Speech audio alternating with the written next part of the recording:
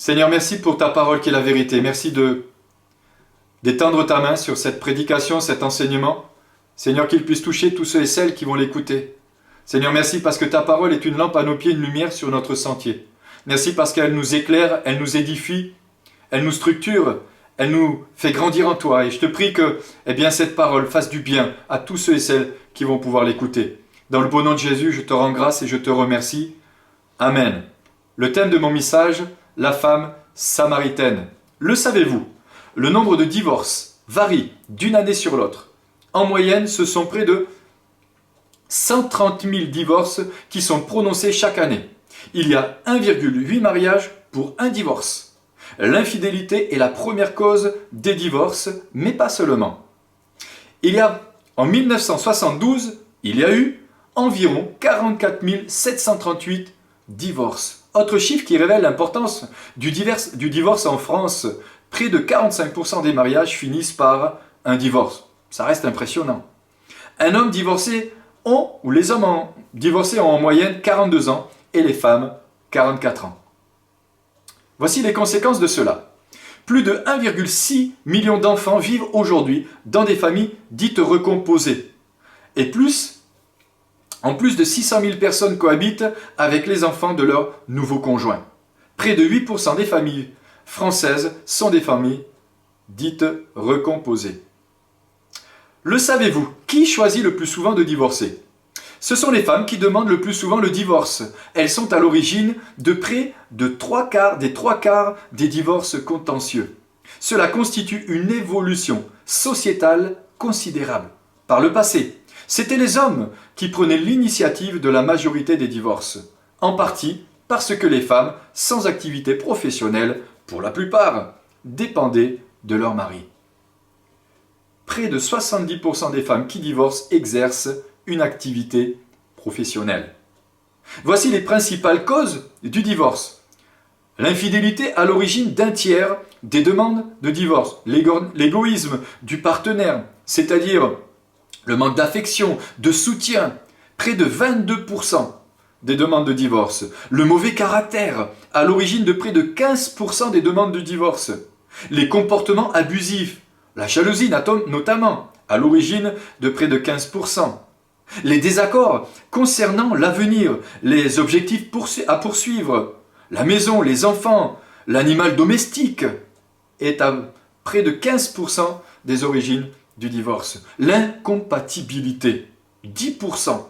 L'argent et le travail, perte d'un emploi, dette, est à l'origine de plus de 10% des demandes du divorce. Et puis, j'étais assez surpris, les beaux-parents en cause dans un peu plus de 10% des demandes du divorce. Le savez-vous aussi qu'à l'époque de Jésus, il y avait 2 écoles en ce qui concerne le divorce? Écoutez bien, ce que les pharisiens sont venus poser une certaine question à Jésus, justement pour l'éprouver en ce qui concerne le divorce. Matthieu chapitre 19, versets 3 à 9. Les pharisiens l'abordèrent et dirent à Jésus pour l'éprouver: est-il permis à un homme de répudier sa femme pour un motif quelconque? Voilà ce que Jésus va répondre. Vous pourrez lire jusqu'à la réponse de Jésus. Que l'homme ne sépare pas ce que Dieu a uni. Que l'homme ne sépare pas ce que Dieu a uni. Jésus savait que ces pharisiens étaient venus pour l'éprouver. Jésus savait que ces pharisiens étaient venus pour le piéger. Voyons la réponse ou les 2 écoles qui pouvaient bien avoir. Première école, ceux qui pensaient qu'ils pouvaient renvoyer leur femme pour n'importe quel motif. Et la deuxième école, ceux qui pensaient qu'ils ne pouvaient pas renvoyer leur femme ou les renvoyer que pour des situations extrêmement graves. En l'occurrence, l'adultère.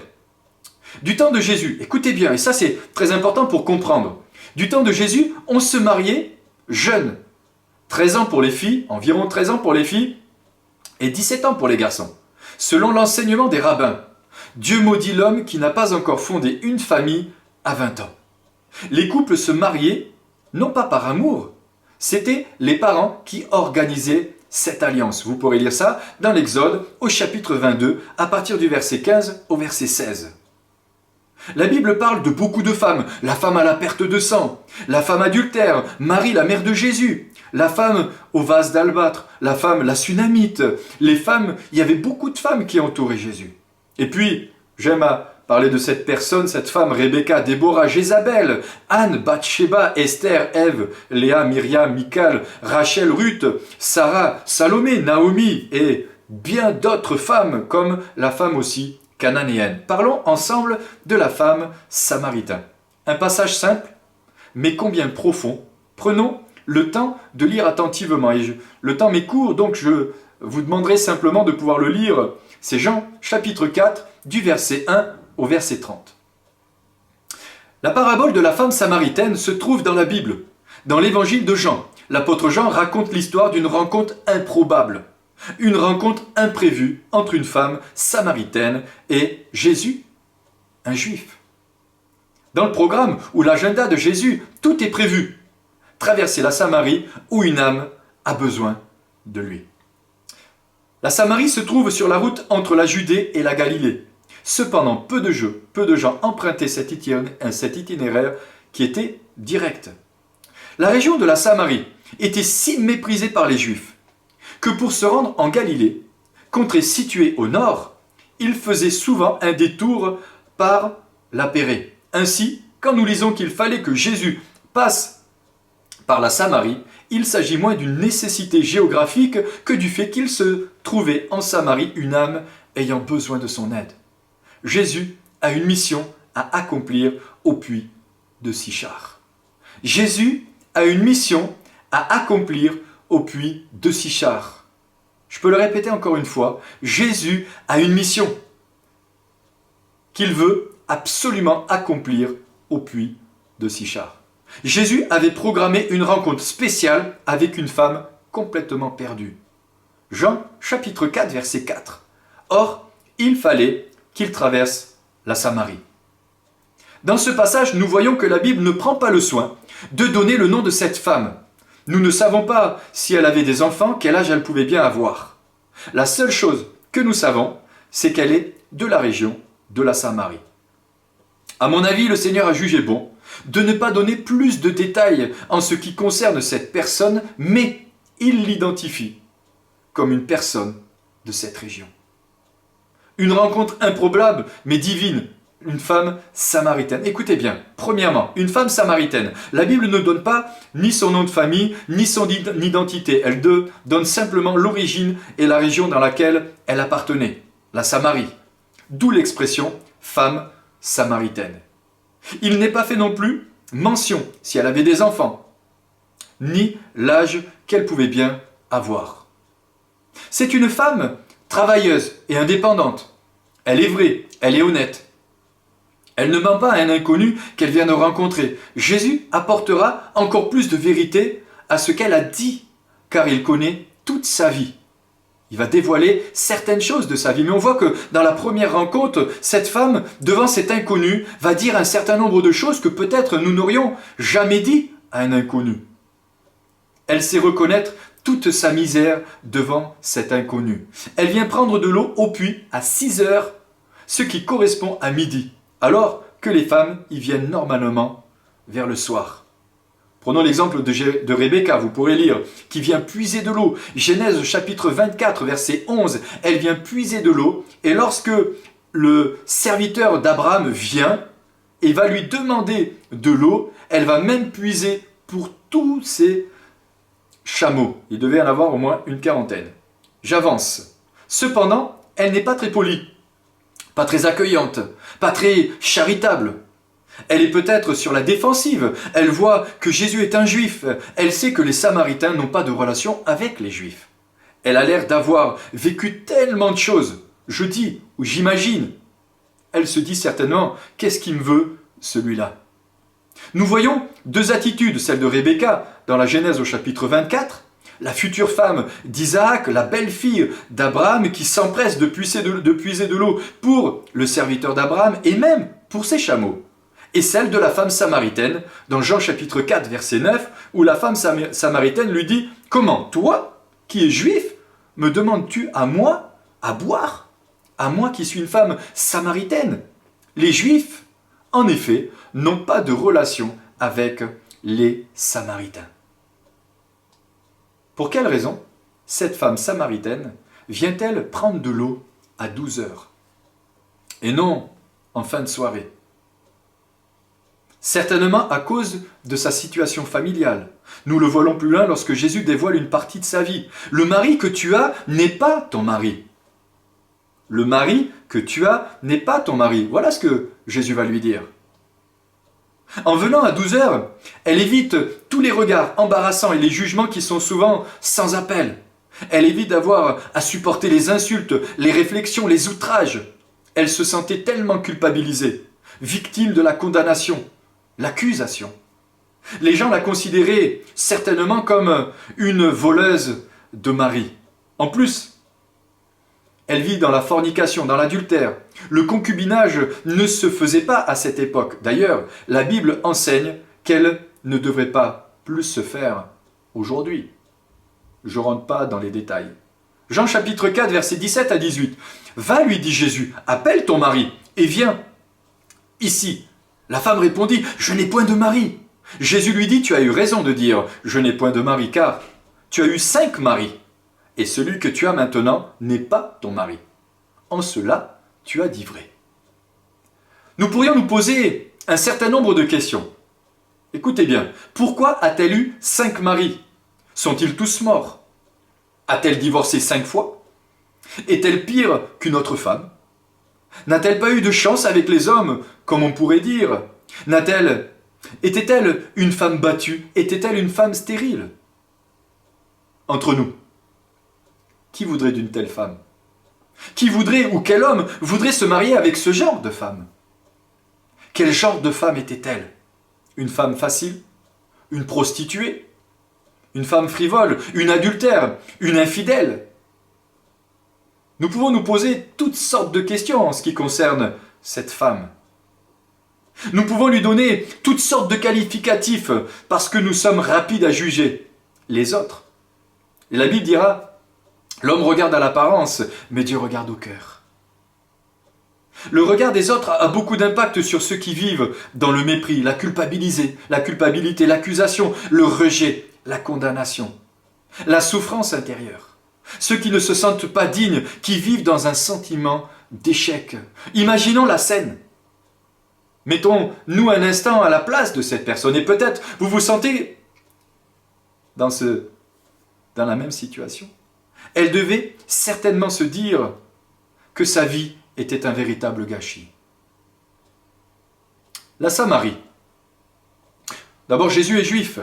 Les Samaritains sont considérés comme des gens de seconde zone. Il faut le savoir, impurs, des païens, avec des traditions qu'il ne faut surtout pas suivre. Les Juifs éprouvaient un mépris profond à l'égard des Samaritains car ils les considéraient comme des métis.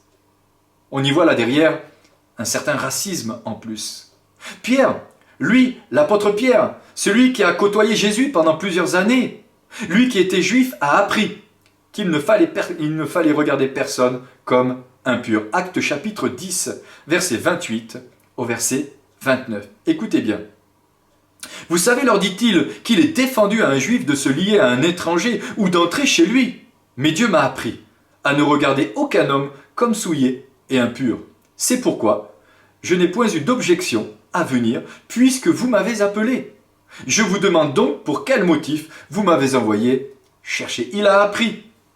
Les Samaritains étaient des colons que le roi d'Assyrie envoya pour peupler le pays d'Israël après la captivité. À l'époque de Jésus, les rapports entre les Juifs et les Samaritains étaient très tendus. Les Samaritains étaient considérés comme des hérétiques par les Juifs, c'est-à-dire qui soutient une hérésie ou une fausse doctrine. En 538 avant Jésus-Christ, les Samaritains s'opposèrent violemment à la reconstruction des murailles de Jérusalem. On peut comprendre aisément pour quelles raisons il y avait autant de tensions. Et ces tensions duraient depuis plusieurs siècles.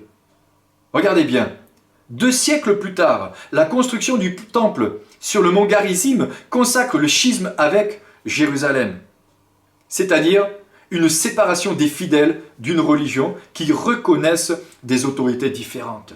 L'auteur du livre du Sarrécide écrira vers l'an 180 avant Jésus-Christ. Il y a 2 nations que mon âme déteste. La troisième n'est pas une nation. Les habitants de la montagne de Séhir, c'est-à-dire les Samaritains, les Philistins et le peuple stupide qui demeure à Sichem. Les habitants de Séhir, les Philistins et le peuple stupide qui demeure à Sichem, c'est-à-dire les habitants, les Samaritains. Sichem est une grande ville, située au pied de Garizim, mais la rupture entre Samaritains et Juifs ne sera véritablement consommée que lorsque Hircan, le roi de Jérusalem, s'attaquera à Sichem et détruira le temple Garizim en 107 avant Jésus-Christ. Waouh! On peut comprendre aisément pour quelle raison il y avait autant de tensions entre les Samaritains et les Juifs. Prenons maintenant Jésus. Jésus vient à nous. Jean chapitre 4, verset 4. Or, il fallait qu'il traverse la Samarie. Il fallait que Jésus passe par la Samarie. C'était dans son plan, dans son agenda. C'était le désir de son cœur. Il voulait absolument passer la Samarie parce qu'il avait une idée derrière la tête. Il voulait rencontrer cette femme. Jésus n'aurait jamais dû être dans cet endroit. Mais alors qu'on se détourne de Samarie, Jésus, lui, y passe volontairement. Il est au-dessus de toute barrière douanière, raciale, culturelle, politique, religieuse et sociale. Aujourd'hui, Jésus s'arrête encore parmi les pygmées de l'Afrique centrale. J'y suis moi-même allé.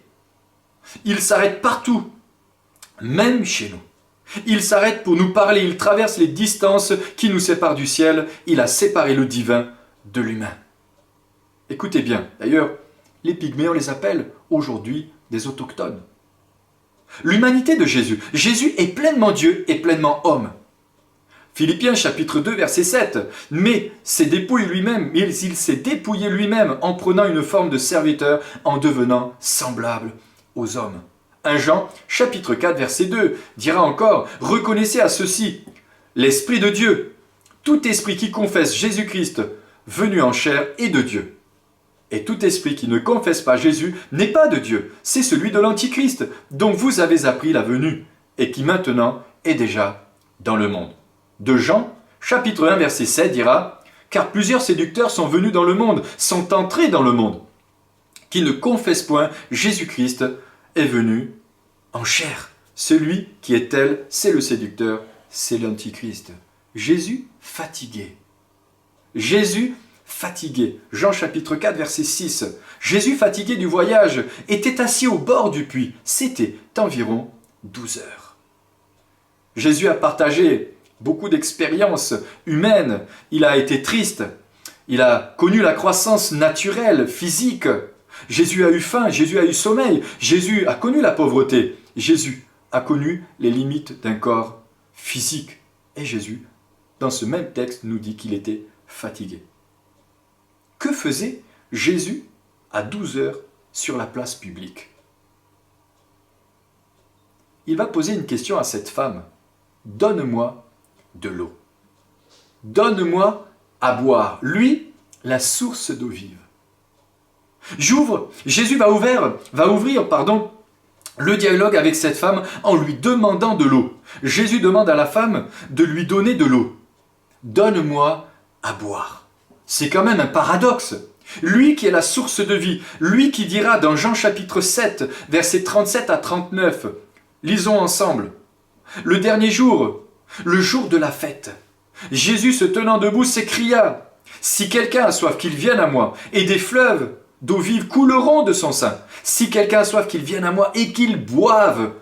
Celui qui croit en moi, des fleuves d'eau vive couleront de son sein, comme dit l'Écriture. Il dit cela de l'Esprit que devaient recevoir ceux qui croiraient en lui.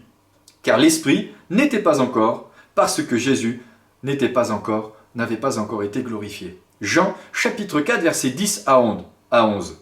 Jésus lui répondit: si tu connaissais le don de Dieu et qui est celui qui te dit donne-moi à boire, tu lui dirais toi-même donne-moi à boire. Et tu t'aurais donné de l'eau vive. Tu lui aurais toi-même demandé à boire et il t'aurait donné de l'eau vive. Seigneur, lui dit la femme, tu n'as rien pour puiser et le puits est profond, d'où aurais-tu cette eau vive? Elle ne réalisait pas à qui elle était en train de s'adresser. Voici pourquoi cette femme dit au Seigneur Jésus, comment toi qui es juif me demandes-tu à moi à boire, à moi qui suis une femme samaritaine? Elle n'avait pas conscience et ne se doutait pas qu'elle parlait à son Créateur et que son amour passe par-dessus les différences humaines. Elle n'avait pas réalisé, elle n'avait pas pris conscience qu'elle était en contact de Jésus, le Messie, le Fils de Dieu, le Roi des rois, le médiateur entre Dieu et les hommes, le fidèle et le véritable, l'alpha et l'oméga. L'eau vive, c'est vital. L'eau, c'est la vie, mais l'eau, elle est vitale. L'eau est vitale. Nous ne pouvons pas vivre sans eau. Au même titre que l'air, l'eau est un élément primordial de la vie. L'eau est aussi le véhicule des éléments figurés du sang, ainsi que celui de certaines sécrétions, larves, sucs digestifs. Elle est nécessaire au maintien de la température, sudation et à l'élimination des déchets solubles comme l'urine. On ne peut pas s'en priver plus de 5 jours. Une perte de 10 à 15% peut entraîner la mort. Boire est essentiel pour l'homme. Boire est essentiel pour l'homme. Boire est essentiel pour la femme. Jésus n'a pas fait des kilomètres simplement pour demander de l'eau. Il avait autre chose en tête.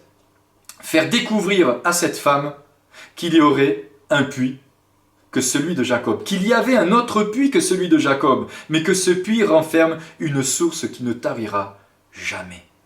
Nous voyons dans ce texte qu'il y a tout un quiproquo. À la fois l'eau du puits et à la fois l'eau de la vie éternelle. Et d'un autre côté, la nourriture que ses disciples demandent de manger et dont Jésus dira, Jean chapitre 4 verset 34, Jésus leur dit, ma nourriture est de faire la volonté de celui qui m'a envoyé et d'accomplir son œuvre. Ma volonté est de faire, ma nourriture est de faire la volonté de celui qui m'a envoyé et d'accomplir son œuvre. Venez à moi, Jésus dira. Venez à moi. C'est pourquoi nous voyons que c'est une rencontre improbable mais divine. Pour certains, c'est le hasard, la coïncidence. Nous savons que Jésus a cherché une occasion pour engager une discussion avec cette femme. Jésus a compassion de cette femme, comme il a compassion de toi, comme il a compassion de vous, comme il a compassion de chacun de nous. Matthieu chapitre 11 verset 28 à 30, il est dit dans ce texte, venez à moi vous tous qui êtes fatigués et chargés, et je vous donnerai du repos. Prenez mon joug sur vous et recevez mes instructions, car je suis doux et humble de cœur, et vous trouverez du repos pour vos âmes, car mon joug est doux et mon fardeau léger. Jésus veut sauver cette personne de la perdition. Jésus veut sauver cette personne de la perdition. Écoutez-moi bien, Jésus a fait tous ces kilomètres pour rencontrer exclusivement cette personne. Son objectif, qu'elle puisse découvrir la vie éternelle. Il veut la sauver. Jésus est venu pour sauver les pécheurs. Et la Bible nous dit qu'il est venu pour se révéler dans le cœur des hommes.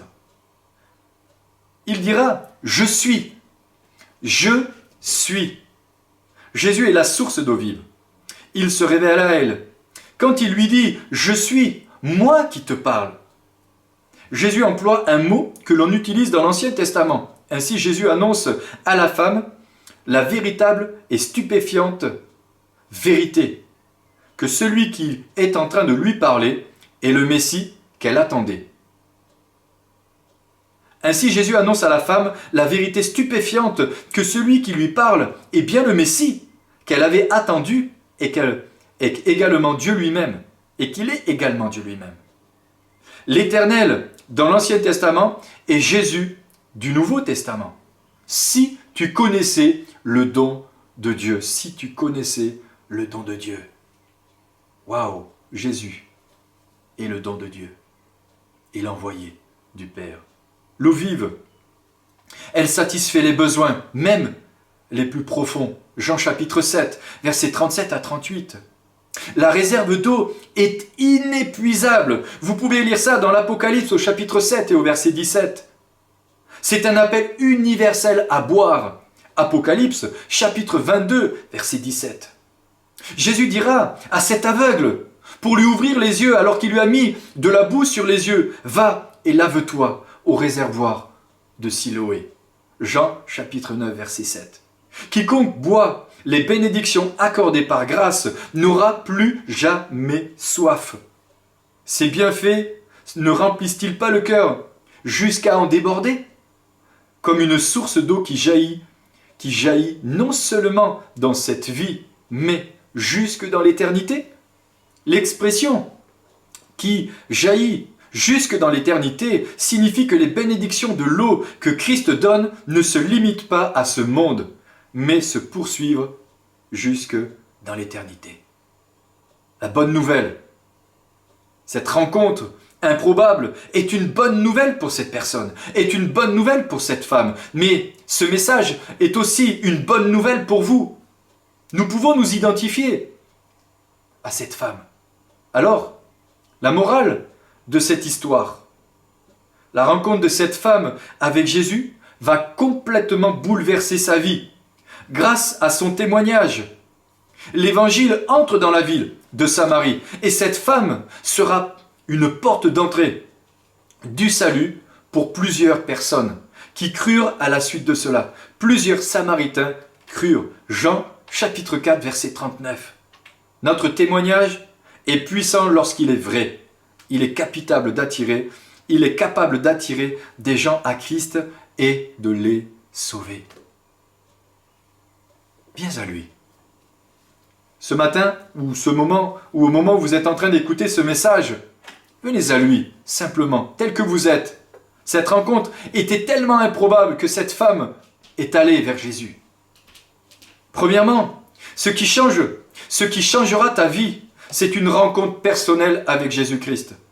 Cette femme a rencontré Jésus qui n'a pas porté un regard de jugement ni de valeur sur sa vie.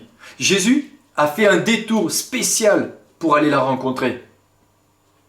Peut-être vous tombez sur ce message par hasard.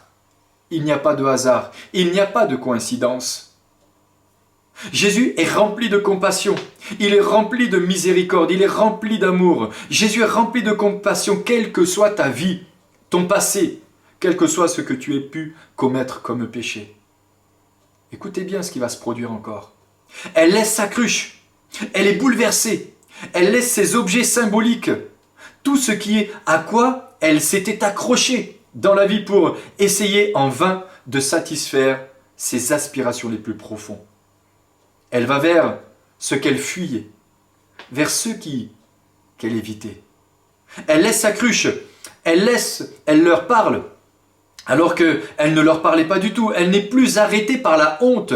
Elle va rendre témoignage de ce qu'elle vient de vivre avec Jésus. Et elle va dire, viens voir, venez voir. Son témoignage est simple, mais combien efficace. Jean chapitre 4, verset 29, venez à moi, venez voir un homme qui m'a dit tout ce que j'ai fait. Ne serait-ce pas le Christ? Tu es peut-être comme cette femme, méprisée, accusée, culpabilisée, dans un sentiment d'échec, divorcée peut-être. Jésus t'appelle, viens à lui et bois cette eau vive. Viens à lui et bois cette eau vive. Seigneur, merci pour ta parole qui est la vérité. Qu'elle soit une source d'eau vive pour tous ceux et celles qui vont l'écouter. À toi la gloire, Seigneur. À toi la puissance et l'honneur, dans le beau nom de Jésus. Amen.